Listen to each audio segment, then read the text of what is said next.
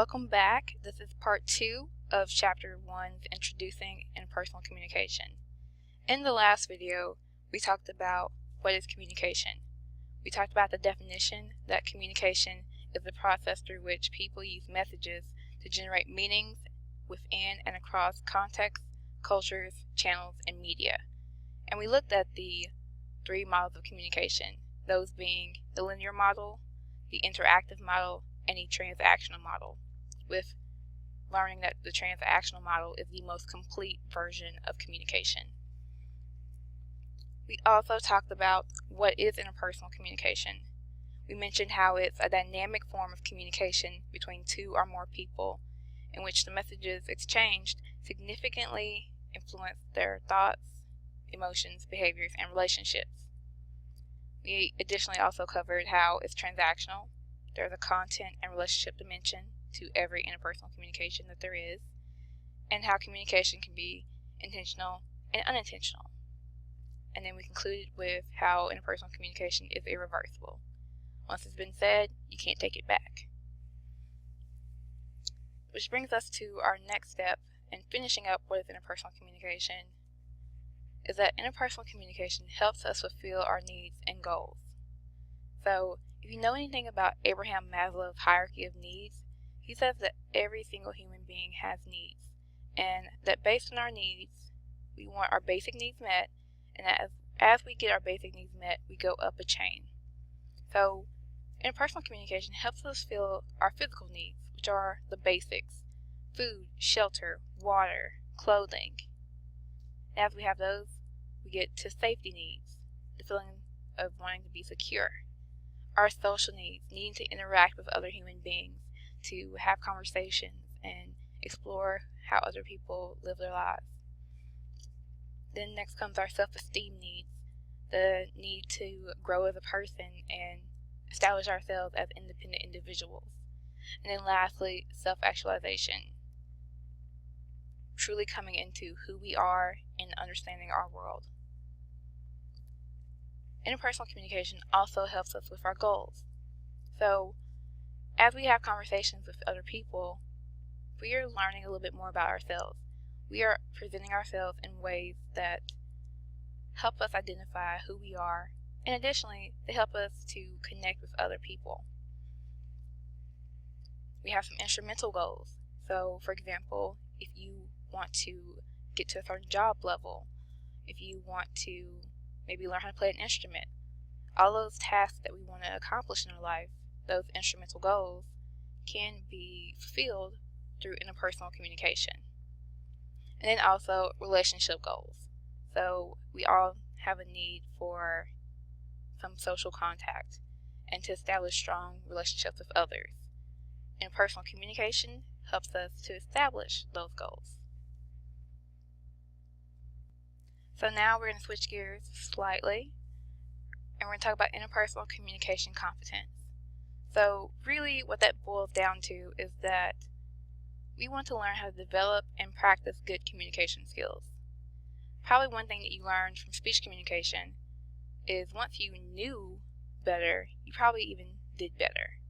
So once you start developing those good skills, you have to put them into practice. One way to put them into practice is to start self-monitoring. The easiest example I have is nonverbal communication. I usually always have at least one student who says, well, I have this problem where I always say one thing and people think I mean another because my face looks different than what I'm saying, or people think I'm angry or I'm upset about something when I'm not really that way. But after having speech communication, they realize, hey, I'm sending out the wrong nonverbals, and it's confusing people. And so now they self-monitor. They are able to look inwardly and say, well, am I sending out the right signal? This applies to interpersonal communication competence as well. As you learn more and more about good interpersonal communication, you're going to start to realize, hey, this is something that I do well. I need to keep practicing this good skill. You're going to start realizing, hey, I'm not so good at this skill. I need to reflect. I need to take a step back and say, how can I improve? And in improving and adjusting and saying, well, maybe I do come up a little too strong, or maybe I need to realize when people are sending me those nonverbals to change my behavior, to actually go ahead and start doing some of those things. It's important to realize that when you are a competent communicator, that your communication needs to be appropriate, it needs to be effective, and it needs to be ethical. So what does that mean? When it needs to be appropriate is that you need to have some self-monitoring skills. You need to make sure that you are matching what you're saying to people's expectations. So, for example, if I said, "Hello, how are you this morning?" and you replied, "Pineapple," that would be a bad response. That would be an inappropriate response. You would have violated my expectations for how that conversation was going to go. So be aware of what's situationally appropriate, what's even culturally appropriate. Next, we have effectiveness. And when you have effective communication, it's helping you reach your goals. Remember those self-presentational goals, the instrumental goals, and relationship goals that we talked about on the last slide? Well, this is where that's going to come into play. Is it actually helping you meet your goals? If you want to have a good relationship with your significant other, well, maybe having a competitive attitude whenever you get into conflict isn't the most effective. Maybe you should collaborate more often. Maybe trying to be the boss of every situation when you have groups isn't the most effective if you're trying to make sure that everyone feels included. So matching what's effective to your behavior. And then lastly, we have ethics. Ethics really refers to doing what's right for everyone, to do no harm. So occasionally when we have communication, it's very easy to be self-centered because we're thinking about ourselves. But when we're practicing ethical communication, we have to be other-oriented. We have to think about the fact that, oh, well, if I say this and not let the other person finish their statement, they could feel offended. So to be ethical, I need to let them have that time. I need to show respect. I need to give people grace. So letting them know when they've messed up, not hold it over their heads and just forgive them. That would be ethical communication. Now, when you're online, keep in mind that you also need to be a competent communicator. That you need to match the gravity of your message to your communication medium. For example, if you're going to say, "Grandma died," obviously, you don't need to send an email for that. That's not appropriate. You need to maybe have a face-to-face conversation or even a telephone conversation for something like that. And don't assume that online communication is always more efficient, because sometimes a phone call or a face-to-face conversation may be the best way. And if you do put something out there, make sure that you realize that your posts are public. Even when it doesn't seem like it will be public, someone will have access to it. So it's presumed that the information is public. And remember that your posts are also permanent. Even if you delete it, even if you edit it, the original version will always be out there somewhere. And lastly, practice the art of creating drafts. So before you say something, draft it first, then look over it, revise anything that's confusing, and then post. This will also give you the opportunity to say, is this appropriate? Is this effective? Is it even ethical? Sometimes when you post something, you post it out of anger, and then later on you realize, well, I shouldn't have done that. By putting a draft out there first, you're more likely to catch yourself saying, oh, this is maybe not appropriate, and maybe it's unethical. So that brings us to some issues in interpersonal communication. We've talked a little bit about the online communication, how we want to make sure that we are competent, so that we match our gravity, that we presume things are public, that we remember things are permanent, and that we try to use appropriate, effective, and even ethical communication when online. But realize that the world is changing around us and that the online communication habits are affecting our interpersonal communication.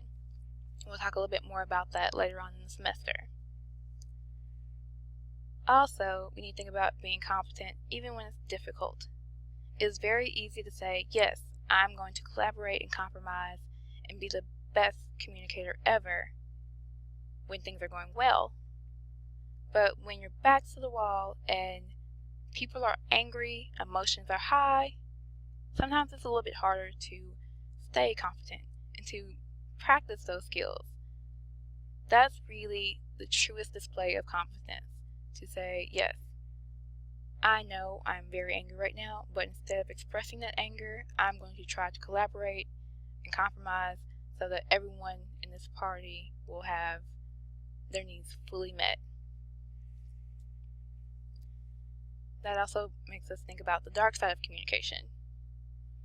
We tend to highlight the good things about communication, but yes, there are some dark sides. It's not always nice, it's not always good. And we'll talk a little bit more about what the dark side of communication looks like later on in the semester. And then we have culture. Culture is a big concept because our culture, our set of learned beliefs, attitudes, values, and practices, they affect who we are. And there are so many different cultural identities that comprise each one of us. So I put a list together of how there's all these different cultural identities, and this is by no means an extensive list. So we take into account our nationality, our race and ethnicity, our sex, our gender, our religion, our sexual orientation, our social class, our age based on our generations, any mental or physical abilities that we have. Every single thing on this list affects a part of who you are. But all of these different parts of who you are not isolated parts. They will in some way affect the other parts. This is referred to as intersectionality. All these different sections intersect. Intersectionality.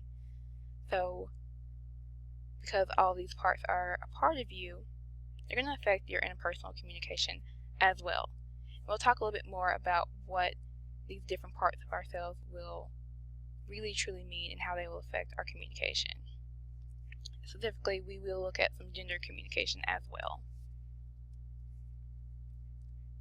And this brings us to our last slide, the slide about meta-communication. Meta-communication really basically means it's communication about communication. So this entire class is meta-communication because all of our communication is about interpersonal communication. So whenever you see the word meta in front of something, realize that is the something about something else. So a meta-analysis is an analysis of another analysis. When it comes to meta-communication, there's a lot of research out there. That research can be qualitative, and that is looking at all the underlying reasons for why things are the way they are.